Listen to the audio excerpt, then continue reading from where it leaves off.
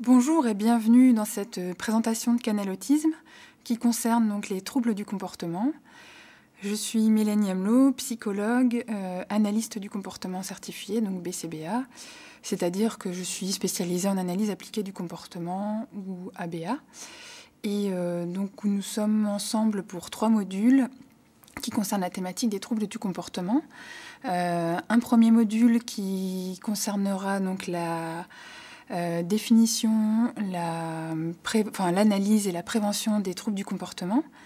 Un second module qui va concerner le fait que quand la prévention a échoué et que les troubles du comportement se produisent, comment on réagit, donc ce qu'on appelle de pouvoir agir en conséquence.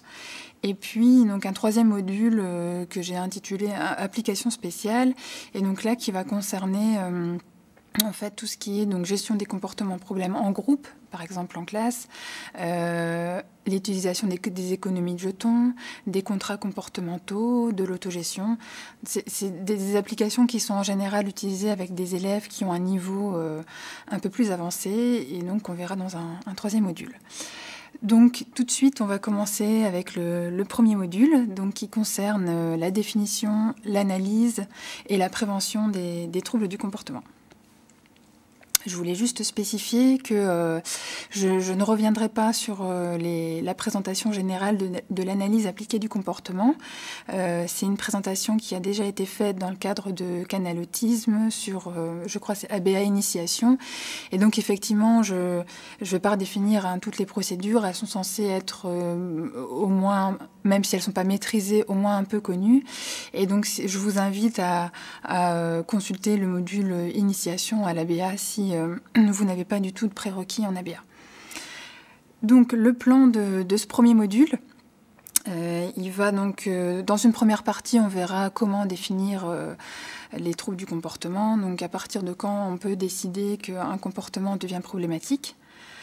Dans un second temps, on verra donc l'évaluation fonctionnelle des troubles du comportement, parce qu'un comportement problématique ou pas a une fonction, et c'est à partir de cette fonction, qui est notre grille de lecture, qu'on va pouvoir mettre en place des interventions.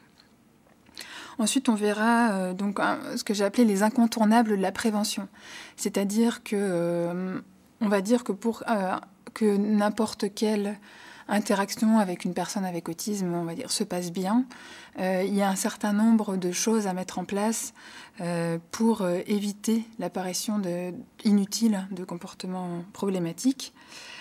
On verra également, et j'espère que ça va être ce qui va être retenu en fait de ce module, que souvent un trouble du comportement reflète un déficit en fait de compétences, et on essaiera de voir un peu les compétences essentielles que chaque personne devrait avoir pour ne minimiser au maximum l'apparition des troubles du comportement. On verra comment enseigner ces compétences que j'ai appelées compétences de vie. Et puis, au-delà de ces compétences, on verra aussi d'autres troubles du comportement qui peuvent apparaître spécifiquement chez les personnes porteuses d'autisme, et comment on les prévient.